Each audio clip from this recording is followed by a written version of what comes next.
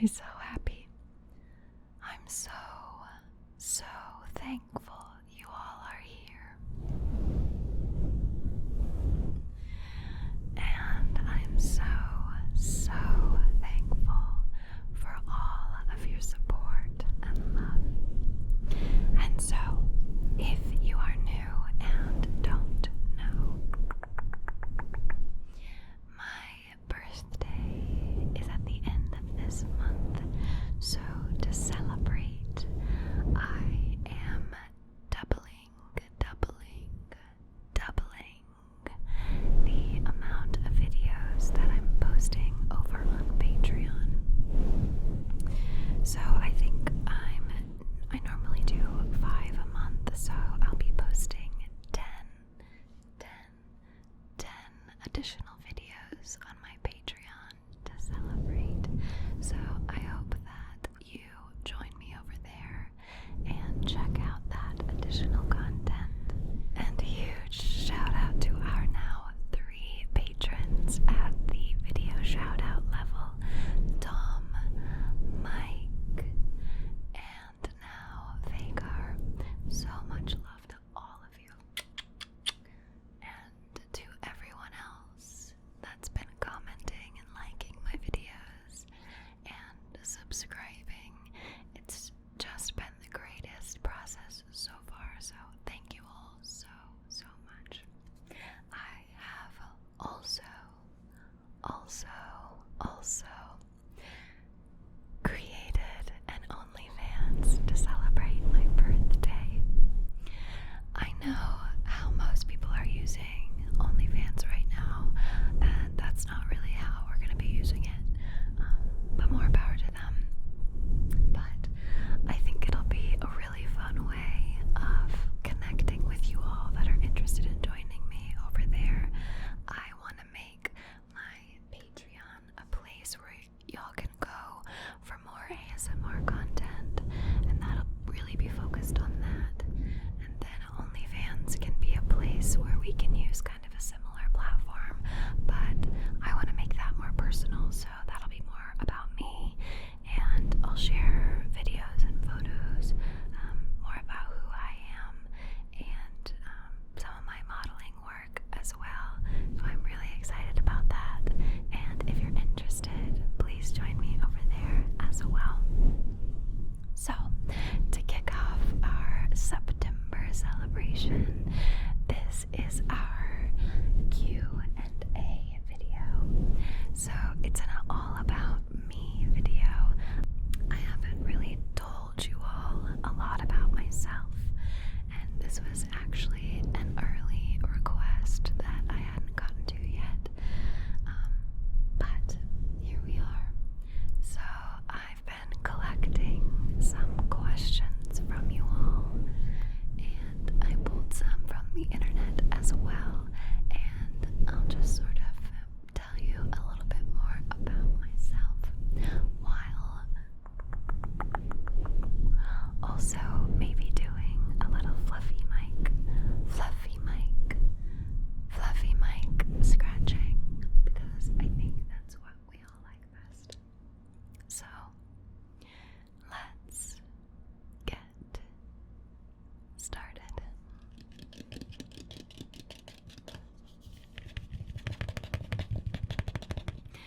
So I put them all in this bowl. I thought we could do a little ASMR as I answer the questions as well. Do we like paper sounds though? I don't know that I've really seen paper sounds.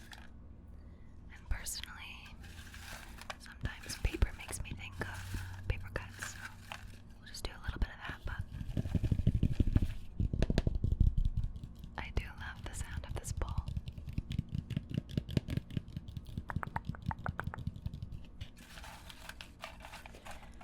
So our first question is, what are weird food combos that you like? So I actually get made fun of quite often for this, but I am originally from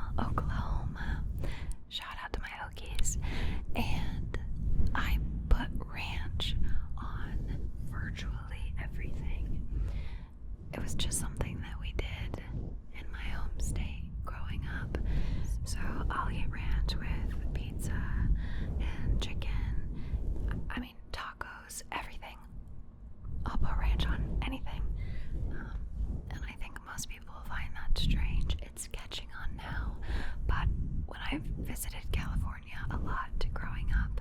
It still had not caught on here yet, and people thought that was really very strange. I also put ketchup on my eggs, which most people find disgusting, and I lived in Chicago for a few years, and I also eat ketchup on my hot dogs, which I think is pretty common. But when I moved there, people told me, you can't ask for ketchup on your hot dogs here. People in Chicago take that very seriously. And I said, I'll ask for whatever I want on my hot dog. And I did. But that was another kind of strange food combo I had to deal with in Chicago. I also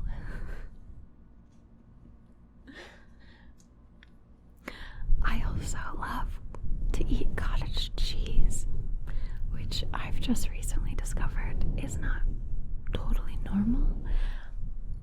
My mom would go on like protein diets occasionally when I was a kid, and she would snack on cottage cheese. Cottage cheese, cottage cheese, cottage cheese. And so it was always something that was in the fridge and that I thought was really good, and now that's a little bit gross as well. I think that's pretty much it for strange food preferences. Ranch on everything. Our second question.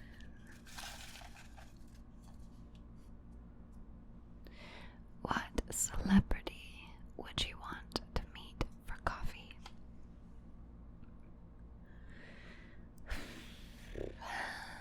These are kind of actually tough. That's a tough one. My initial thought would be someone like Angelina Jolie. I love Angelina Jolie. I think she's gorgeous and talented and totally comfortable in being strange in her own way, but also she has such a big heart and has spent her career as someone who is really gorgeous but also gives back to the community and loves her family. So I'd love to hang out with her for a day. I think that would be a lot of fun. But then, you know, I also would love to meet the Queen of England. Sorry, the Queen of the United Kingdom. But I don't know if she really counts as a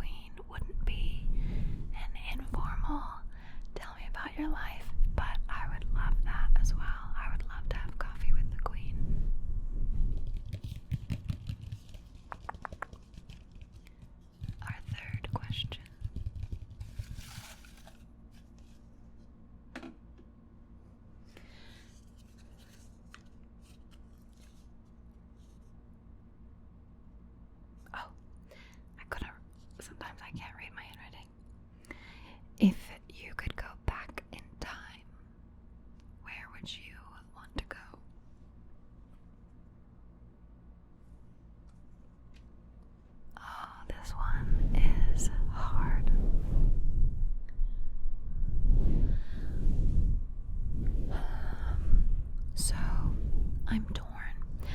Although I think my final answer would be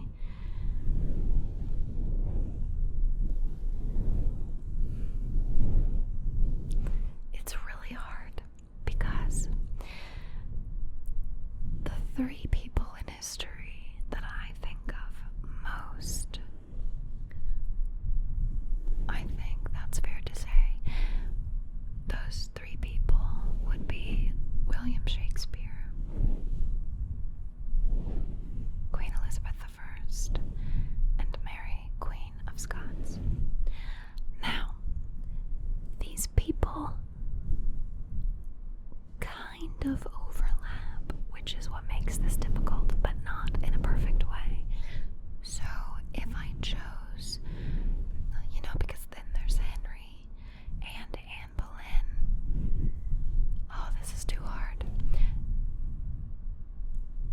So I would love to pick Henry's brain and also talk to Anne Boleyn. And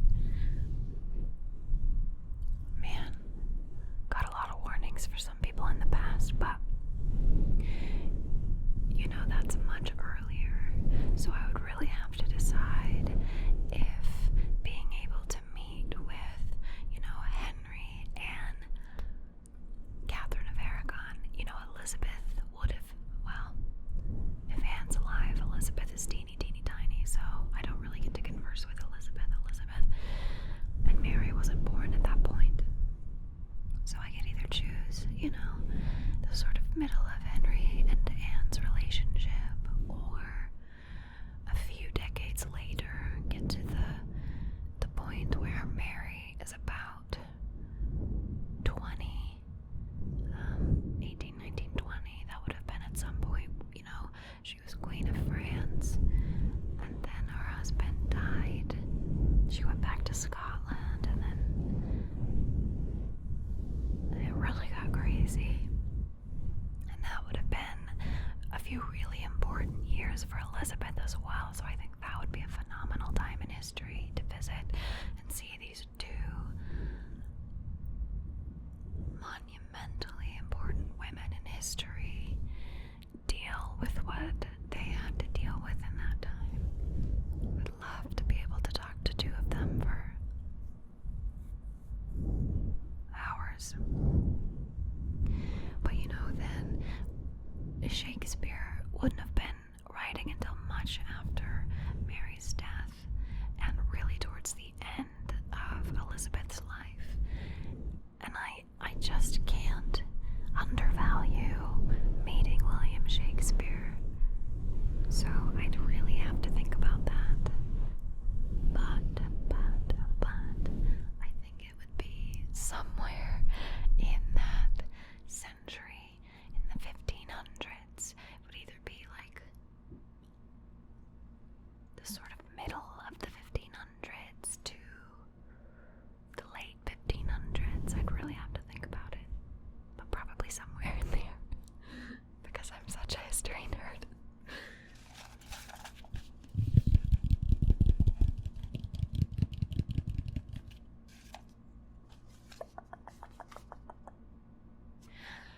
What is something that you resent paying for?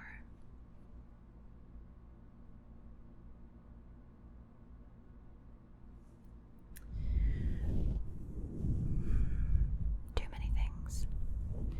But you know what? The first thing that comes to mind, just because I've been thinking about it lately, I don't have a working printer, and my car insurance renewed, so I need to print the extra piece of paper. But there's also a pandemic, so I don't really want to wander into a Kinko's, if they're even open, to print something that I already have on my phone. That makes no sense to me. It drives me insane. And actually, one of the first times I ever got pulled over, I had that little argument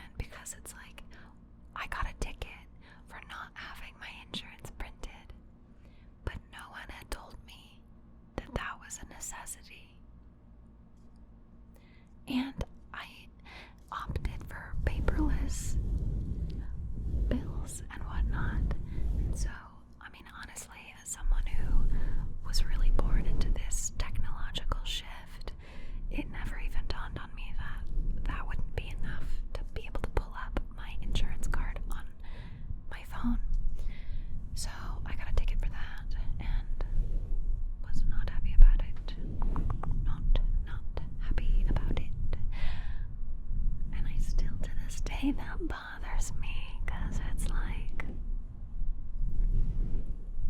why though? Why?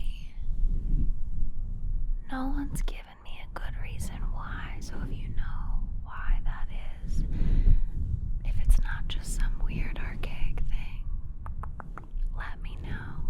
But that, paying that like 50 cents to print that, to keep it in my car every 6 months, I think that's the thing that I resent paying for most.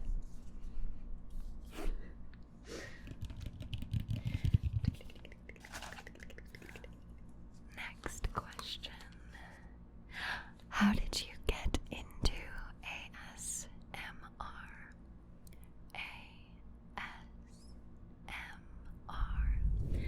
So, I got this question twice, but they're a little bit different. This one, I think, was from Oliver, sweet Oliver, and I'm gonna answer this more about my journey in finding ASMR. And then someone else asked me what the tipping point was into making ASMR, so I'll answer that as well when I come to it.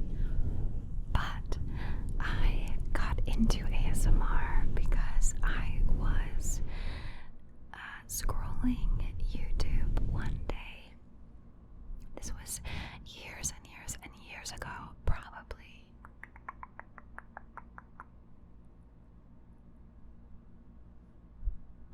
5 years ago or something like that. I'd be curious to know when ASMR really started to take off. But you know, as I even think through my answer to this, I feel like I watched things that were also ASMR long before I even knew what that was, or before it was even branded that way. So, anyways, I was scrolling YouTube one day, and I came across this very strange video of someone dressed fully as a merman with like the most beautiful CG background and like gorgeous, crazy makeup, like rainbow makeup and jewels, and their hair was it looked like it was dyed a different color, I think, and they whispered random stuff, and I remember just thinking, what the hell is this, you know, as I'm sure most of us do the first time that you find an ASMR video. And so even when I tell people I make ASMR, I'm like, listen, if you don't know what it is, let me explain to you what it is, because there's a possibility that you don't have this response, and if you don't, then I'm sure you won't understand it. But this ASMR artist, and again, it was years and years ago, I had never heard of this. I didn't even remotely know what this was, and it was like a merman roleplay, and I just remember thinking, what is this? And so I clicked around to a few more of this person's videos, and they were equally as strange. And so as I watched more of them because it's that thing where you see something that you don't quite understand and you think, this is really, really bizarre. What is this? I have to see more of this. But as I kept watching it, I was like, this is actually pretty, like, I feel relaxed right now, and I don't understand why. It's very strange. And so I don't remember what the rest of the leap was. I just remember that feeling of like, why is this oddly soothing to me? And then I think I found someone else's video that explained what ASMR was, and I thought, God, I have experienced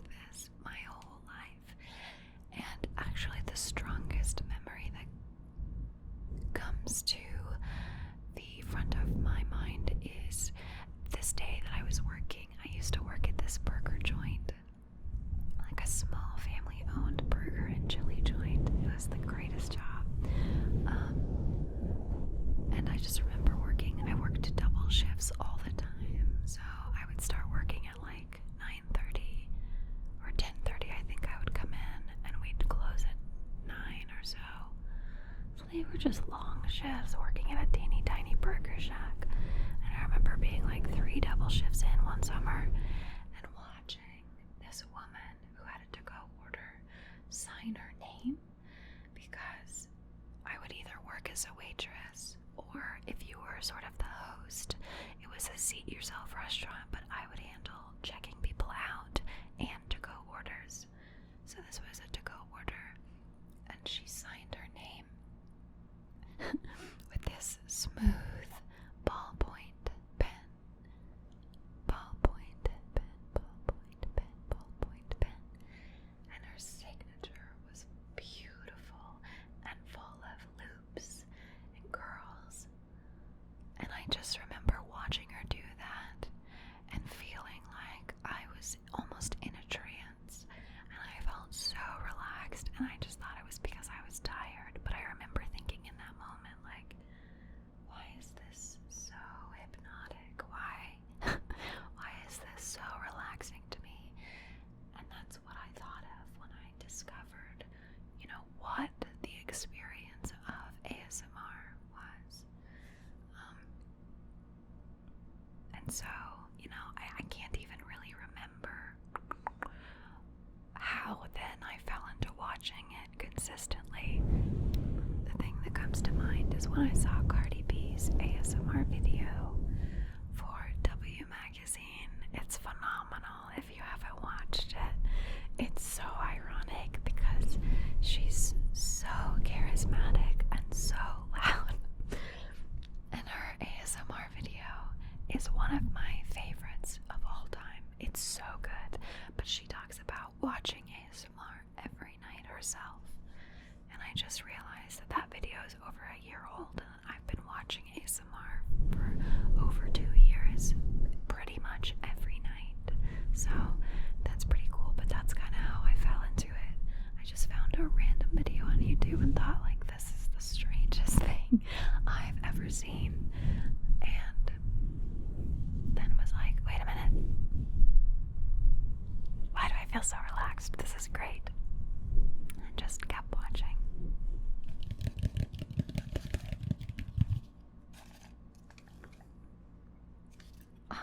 Perfect.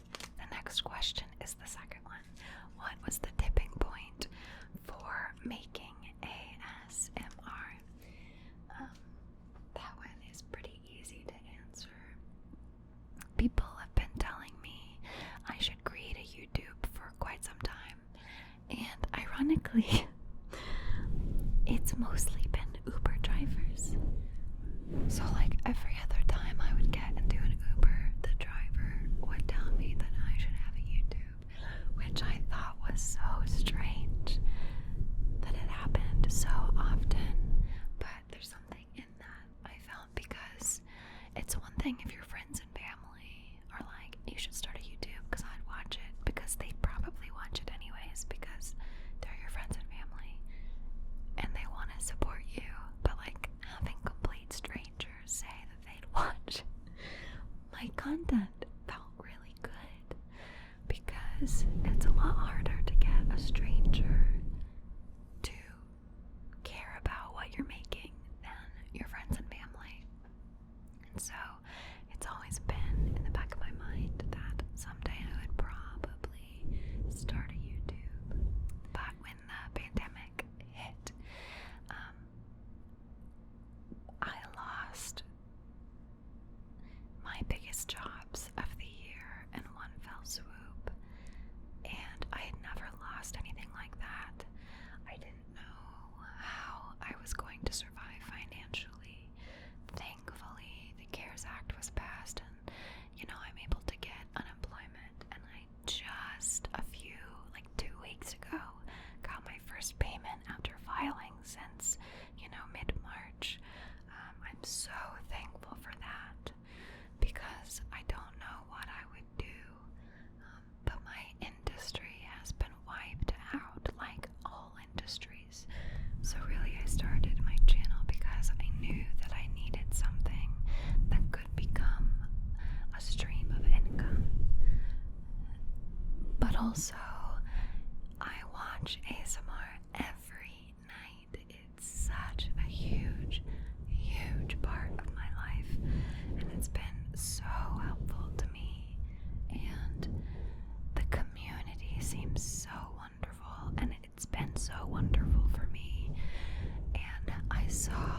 is genuinely a force for good in people's lives in this incredibly difficult time. And I thought, I need something that I could grow into a possible full-time job that I have control over, even in this environment. I also am a content creator. I work in the film and TV industry, so there's skills that I already have in a way. And I wanted to be making content in this time as a creative person.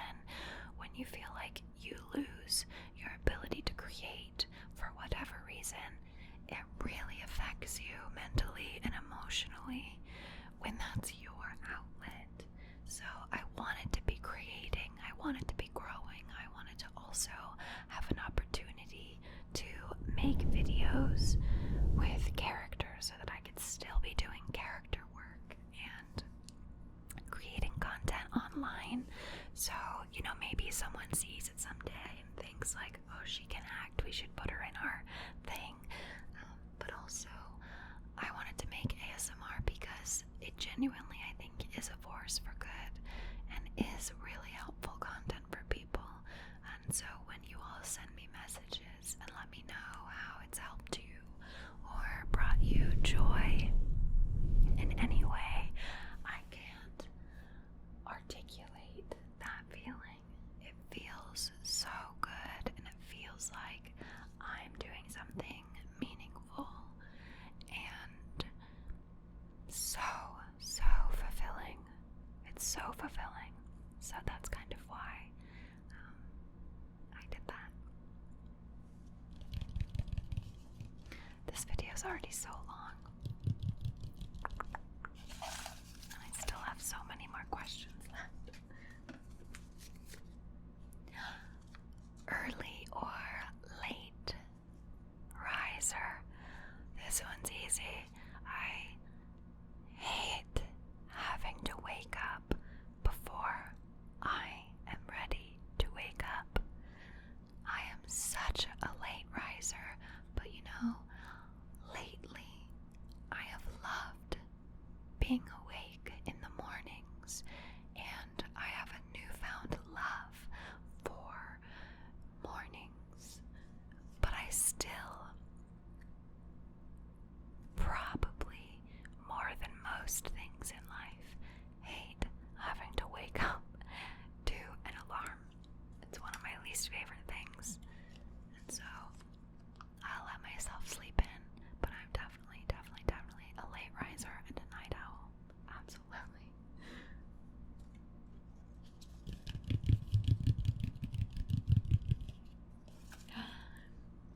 What would you sing at karaoke?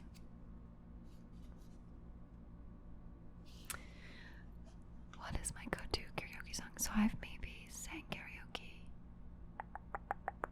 2 times in my entire life. It's one of those things I love watching karaoke, but I'm not the kind of person that regularly gets up to do it. If I'm gonna get up to do it, I want to slay, and I don't have that great of a voice, so it's not really something I do. But my go-to karaoke songs would be Rhiannon, or what's my other one?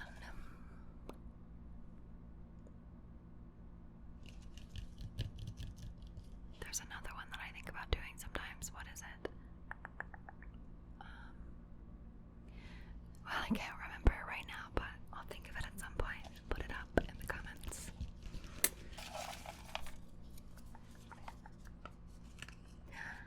Favorite fast food joint? You know what? My favorite fast food would probably be like Arby's. Again, I love sauce. Sauce is my favorite thing. Arby's sauce. I can drink Arby's sauce. But my favorite chain, because I I do love chains. I grew up in Oklahoma, and pretty much all you had was chain restaurants. And I get quite a bit of flack for this as well. I love Chili's. I love Chili's. I love it so much. I love Olive Garden. Love Chili's. Love Olive Garden. But my favorite chain restaurant of all time is this chain called Abuelos. Abuelos. Abuelos. It's just the best. I could drink their queso. They have this dish I've been eating since I was probably 15. I get it every time I go. And it's stuffed chicken breast medallions. So it's this like chicken breast fried perfectly, stuffed with like cheese and beans. And then you get rice, incredible Mexican rice, and then papas. So like the delicious stuff and like a twice baked potato with cheese. Oh my god. I miss it so much. That's like one of the only things I miss from home. I love Abuelos. I think the closest one to me here in California is Arizona. And every now and then, I think about it. I think about making the drive. I love it so much. What do you do for a living? So, under normal circumstances, I am an actor, and I work in TV and film as a producer or a production coordinator or anything like that. I typically am working on set in some form or fashion, either as an actor or on the crew. And I also have a media company, so I work as a photographer and videographer for myself, and I do that work as well. But mostly I'm an actor, and so who knows when I'll really be able to do that again. I just moved to California before quarantine, so I still need to find an agent here, which is like an impossible feat sometimes, it feels like. So I don't really know what the state of my industry is currently. I know a little bit here and there. Books or movies? This one is tough. I have to say both on this one. I love them both. Obviously, I make movies for a living, so I love movies. But I also love books. They're just a different experience. So, gotta say both. Dream role. That's a great question. So, my dream role is, I have too many. So, for theater, for Shakespeare, and I would love to also do Shakespeare on film. I think that's really my ultimate dream. Lady Macbeth. Can't wait to play Lady Macbeth. And also Richard II. I love that play. I think that's actually my favorite Shakespeare play. And then for film, like, honestly, my dream role has always been Lara Croft. I've wanted to play that role since I was a kid. I love that role. I love that franchise. I used to play the video games. I love that character. Yeah. Tomb Raider. I actually briefly went to school for archaeology because I thought after watching Tomb Raider that I wanted to actually be Lara Croft, which now I recognize as not an archaeologist. But then I realized, oh no, I actually just want to make movies and play those characters. So that's why I started working in the film and TV industry. Coffee or tea? Easy. Coffee, coffee, coffee. I love coffee. I have to have coffee. usually do a day. My drink is an iced vanilla latte.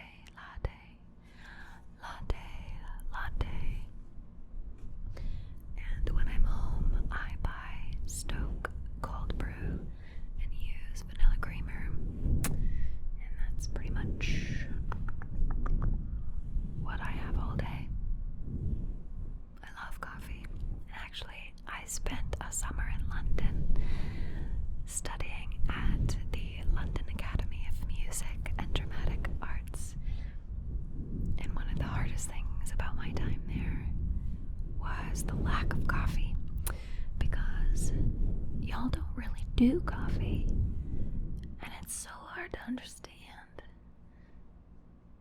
Because I know that you love tea, but we don't do tea, so I don't know how to make it. I don't know how to drink it, and I couldn't find coffee really anywhere.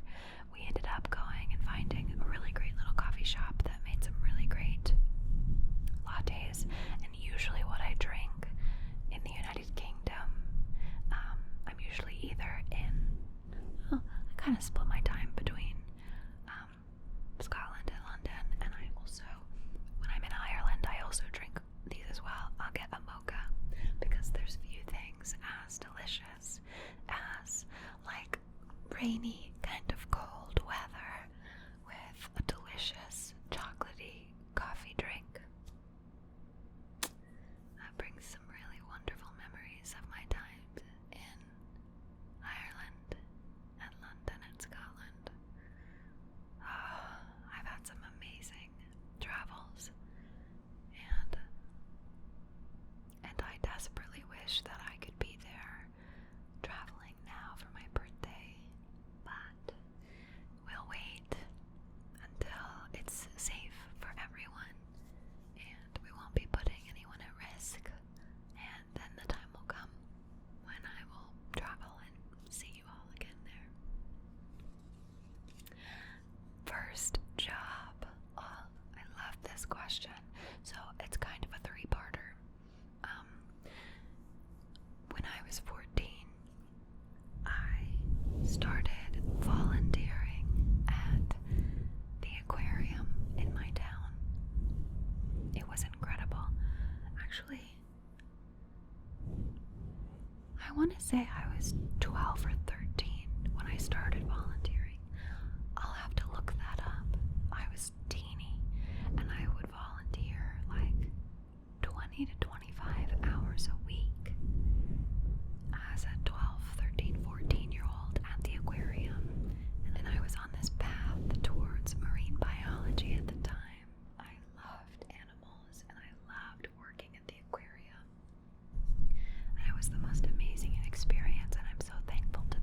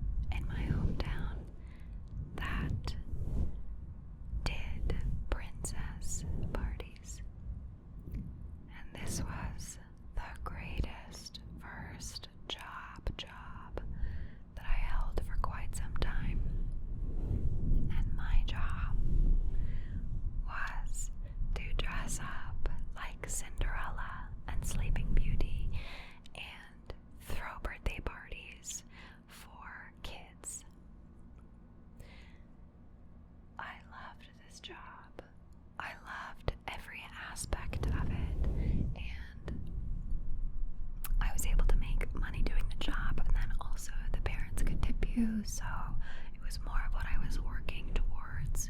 But it just was the greatest, being able to feel like a princess and to be those princesses. There are a few things quite like the feeling of walking into a room dressed up like a Disney princess and seeing that child turn around. And this character is, oh, my knee popped. And this character is their idol. And to see, oh my god, I'm gonna cry. To see that hope and love and excitement in a child's face as they look at you. It is the greatest feeling in the world to be able to bring that sort of joy to a child, to anyone, but also to a child. And I equally loved, there were some kids that were like, "You're not Cinderella. What about Disneyland? How are you here and also at Disneyland?" And so the improv was great, being able to be like, "So the fairy godmother is for," things like that. It typically wasn't the birthday kid that would do that. It would be people that were invited to the party. But, you know, I would come in and surprise them, and we had these beautiful costumes.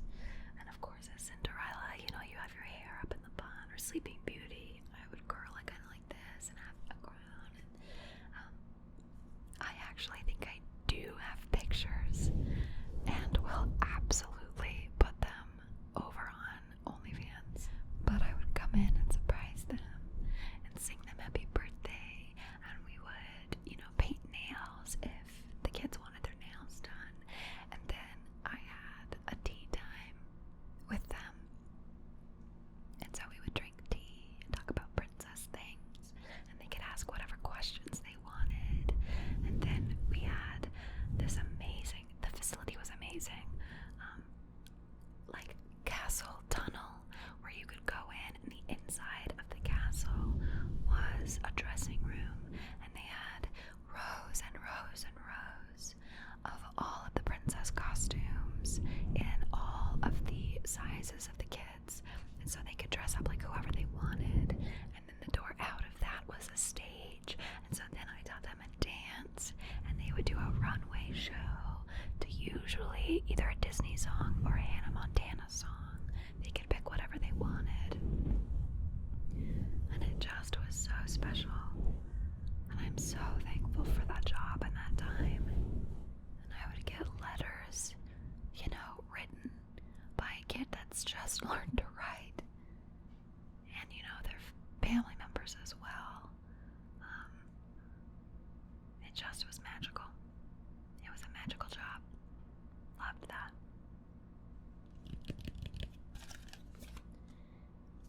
What is your favorite personal trigger? This one is really, really hard. My favorite all-time trigger would probably be like really up-close whispering. That's probably why I do that. Or massage videos. Those are also one of the things I used to watch in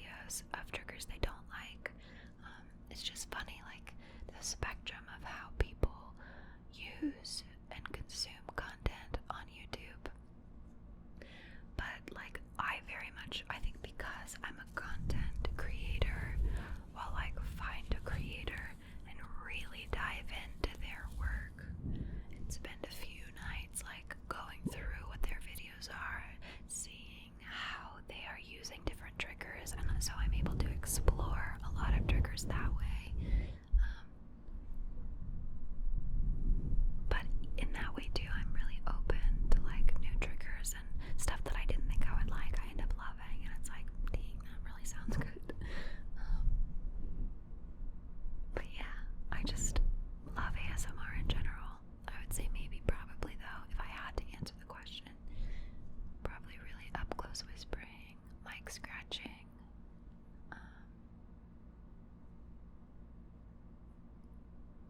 Tapping.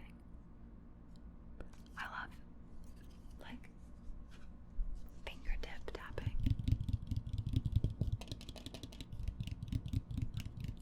Tapping is love it. What animal would be cutest if scaled down to the size of a cat? I love this question. Like maybe a giraffe? Can you imagine a cat-sized giraffe?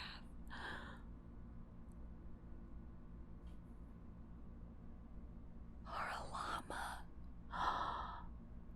A cat-sized llama? I'll have to think about that. That's a great question. Summer or winter? This one's easy. Summer. I am a warm weather lover.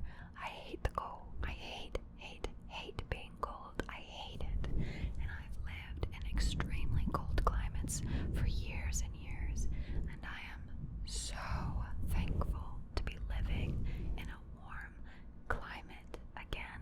I love being warm. I don't love being hot like I have been lately, but I will absolutely take it over being cold. I hate being cold. It is my least favorite thing. I do think winter is beautiful, and I've lived in Montana for 2 years now, and it is stunning. Don't get me wrong, but I will view it from my warm house or my warm car. I do not want to have to be in it. I like being warm. Favorite place I've traveled? It's too hard, I can't answer that one. So far, I've been able to travel to most states in the United States. I've done a lot of work in Mexico. I love it.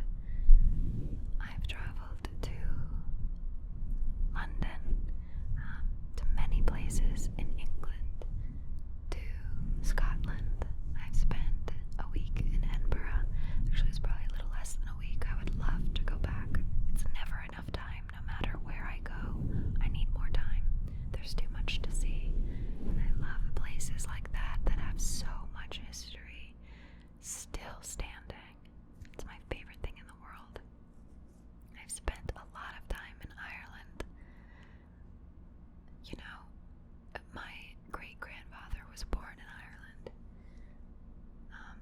My family comes from many places, including, I just found out after taking an ancestry test, I am a descendant of English royalty, so that must be some subconscious reason why I'm so fascinated with it. But I've spent a lot of time in Ireland, and that quite possibly for me is the most magical place. I love it. I've had beautiful, beautiful memories in that country, and I can't wait to return. I've been able to travel to Norway. Stunning. I need more time in Norway. I've been to Denmark. I spent an amazing day in Copenhagen. I would love to go back. But there's still so many places I haven't been. And if this year hadn't gone the way that it had, I probably would have added a lot more of them to the list. But there will come a time when I will be able to travel again, and I can't wait to see more of the world. I love traveling. It's my favorite thing. Most recently, I thought, how cool would it be if I could travel and make ASMR in lots of different places, so that if you want to travel and can't, or want to be inspired to continue seeing the world, you can see a little piece of it in my videos.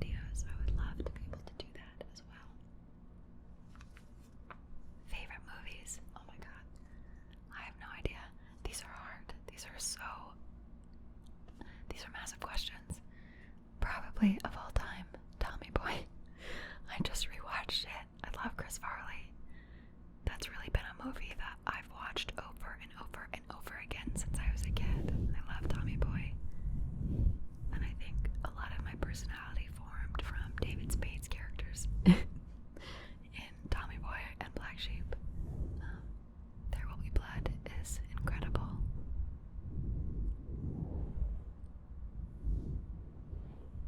The Tomb Raider franchise. I have too many. I'll post more on OnlyFans, and I will also post a lot more photos from my travels. There's some up now, but I'm populating that content as well, so I'll be putting a lot of my travel photos on OnlyFans as well. What will always be in fashion? Being kind. Being kind costs you nothing. And it is insane to me that so many people don't understand that. And we all have struggles. I think that would be the ultimate thing that will always be in fashion. A lot of people are struggling in ways that we don't know and could never imagine.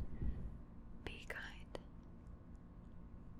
Do your part in making this world a better place. I think that's the ultimate thing that we can do as human beings. I just want to do things that leave the world a better place than when I entered it. Last three.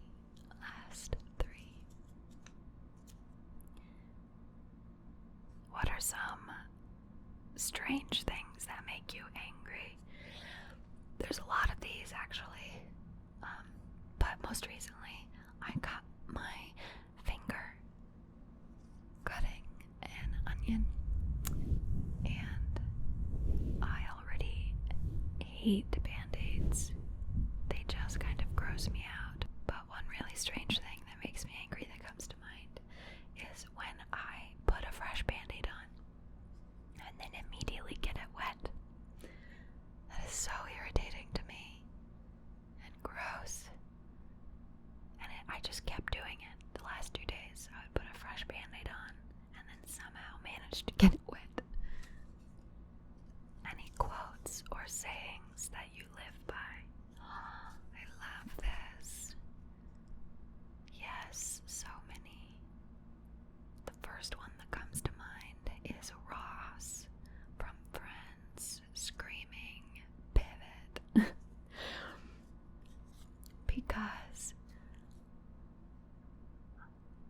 I really have lived by that, and I feel like the successes that I've had in my life have come because I have pivoted when I needed to.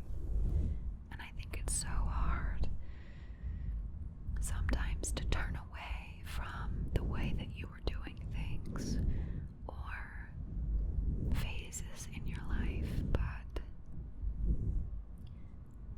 if you're able to adapt and you're able to pivot when you need to, I believe that you will not only survive, but you will thrive. So definitely pivot. But I also have other really beautiful ones. I'll have to collect them, and I'll also post them in the comments or over on OnlyFans as well. There are a lot of really beautiful quotes swimming through my head at any given day. Love this. Last question.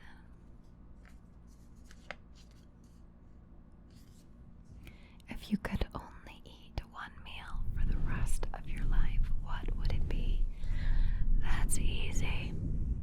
Stuffed chicken breast medallions with rice and papas, with a side of queso and their incredible salsa.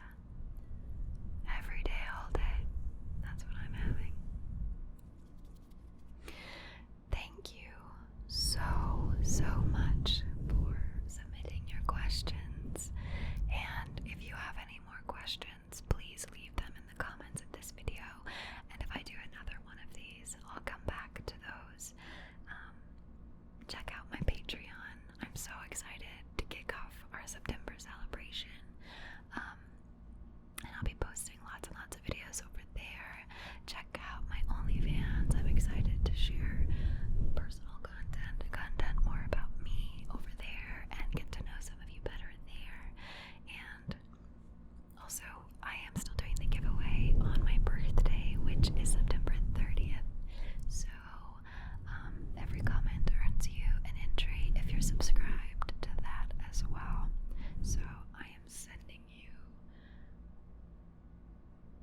So